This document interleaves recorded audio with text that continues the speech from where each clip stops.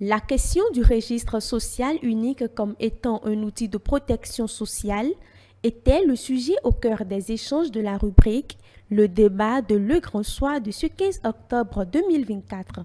Comment améliorer l'efficacité de ce service afin d'assurer une couverture pour tous?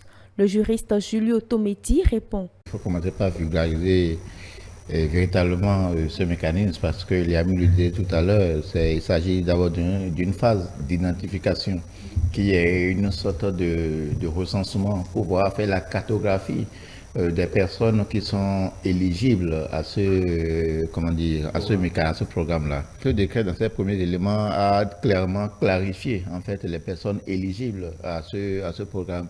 Il s'agit notamment des personnes pauvres extrêmes ou pauvres alimentaires. Donc, il s'agit d'abord dans un premier temps de passer à la phase d'identification. Et donc, il faut centraliser, il faut coordonner pour être sûr d'avoir fait la cartographie de toutes les personnes qui sont dans ce besoin-là pour évaluer les ressources, comment affecter ces ressources-là pour satisfaire au mieux ces personnes, pour en fait les sortir de cette situation de précarité. Pour rendre le système inclusif, Rodrigue Alidé Toundé pense qu'il faut s'attaquer au volet social, éducatif et sanitaire. Il faudrait d'abord prendre en compte le volet social qui est d'abord aller sur le terrain, aller vers les personnes les plus concernées, les plus touchées, prendre connaissance de l'état des lieux et ensuite les recenser pour savoir réellement à quel type de personnes on a eu affaire. Je pense que l'autre aspect très important aussi, c'est aussi le volet éducatif.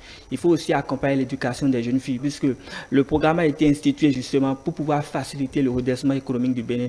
Il faut le notifier, donc il faudrait d'abord cibler le volet éducatif, accompagner les enfants les plus jeunes qui se trouvent dans des situations difficiles et qui peinent justement à obtenir une éducation de qualité. Donc, il faut les accompagner déjà dès le bas âge. Ensuite, il faut aussi toucher le volet sanitaire. Aujourd'hui, la majorité des enfants n'ont pas accès aux soins adéquats, surtout dans les zones rurales. L'analyste politique Mohamed Liamidi, de son côté, estime qu'il faut sensibiliser les citoyens à aller se faire identifier pour pouvoir bénéficier de ces mesures.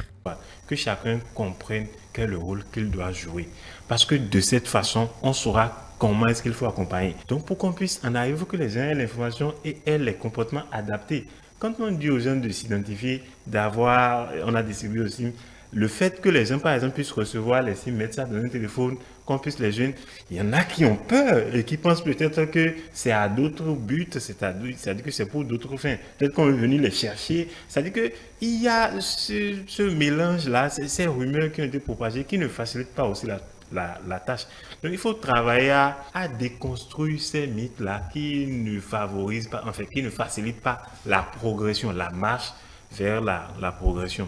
Donc, il est important de comprendre ça et de sensibiliser les gens à aller se faire identifier en tant que personne ou extrêmement pauvre ou non pauvre. Voilà, se faire identifier pour pouvoir bénéficier de ces mesures-là. Retenons que le RSU est un système d'information abritant une base de données nationale sur les bénéficiaires.